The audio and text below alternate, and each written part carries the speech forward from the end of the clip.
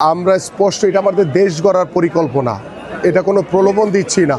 এটা দীর্ঘ 2 বছর ধরে বাংলাদেশ জাতীয়তাবাদী দল বিএনপি 3বার দেশ পরিচালনার অভিজ্ঞতা রয়েছে। তারা কি এখন পর্যন্ত বলেছে একবারের জন্য যে তারা আগামীর জনগণের জন্য, আগামীর বাংলাদেশের জন্য কি করবে? তাদের নারীদের নিয়ে কি পরিকল্পনা রয়েছে, পুরুষদের নিয়ে কি পরিকল্পনা রয়েছে, শিক্ষা নিয়ে কি পরিকল্পনা রয়েছে, স্বাস্থ্য নিয়ে কি পরিকল্পনা রয়েছে, কর্মসংস্থান নিয়ে কি পরিকল্পনা রয়েছে, তারা কিন্তু এখনও বলতে পারেনি, কারণ তাদের সেই অভিজ্ঞতা নেই। তারা ধর্মকে ব্যবহার করে, ইসলামকে বিক্রি করে, ঘরে ঘরে গিয়ে জান্নাতের টিকিট বিক্রি করে তারা মনে করেছে যে ক্ষমতায় চলে আসবে। দেশের জনগণ অত্যন্ত সচেতন। সরকার গঠন করা আর দেশ পরিচালনা করা, এটি যাদের অভিজ্ঞতা রয়েছে তারাই এই ধরনের পরিকল্পনা দিতে পারে। এবং আমাদের ফ্যামিলি কার্ডের মাধ্যমে আমরা প্রত্যেকটি ঘরে ঘরে প্রত্যেকটি নারীকে স্বাবলম্বী করতে চাই, তাদেরকে ক্ষমতায়ন করতে চাই এবং তাদের সামাজিক মর্যাদা প্রদান করতে চাই।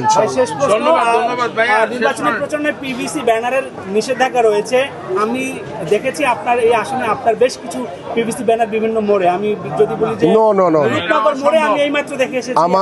আমার কোনো পিভিসি ব্যানার নেই, স্পষ্ট আমি বলতে চাই। যদি দেখান আমি এখনই এটাকে রিমুভ করব, কারণ আমরা প্রত্যেকটি আইনস মানে যেটা আমার আচরণবিধি সেটা মেনেই আমি প্রত্যেকটি ব্যানার লাগিয়েছি। বরং আপনি যে ব্যানারের কথা বলছেন সেটা জামাতের প্রার্থী, তিনি যে কালার, যে বিলবোর্ডের জায়গায় তিনি বড় করে ব্যানার লাগিয়েছেন।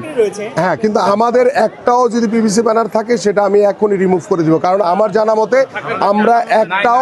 জানা মতে কোনো পিভিসি ব্যানার লাগাইনি আমরা, কারণ আমরা এটা তৈরিই করিনি। তাহলে এটা কিভাবে লাগাবো? কারণ এটা যদি থেকেও থাকে সেটা হয়তো বা প্রিভিয়াস তফসিলের আগের যদি কোথাও কোনো কাঞ্চিতে থেকে থাকে সেটা হতে পারে, কিন্তু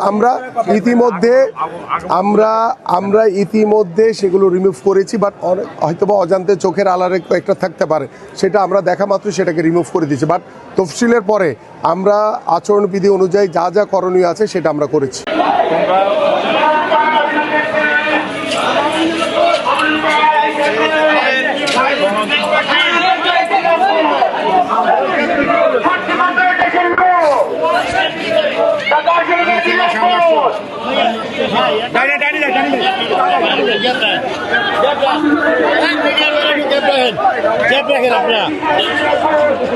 বক্তব্য নিয়ে নেন।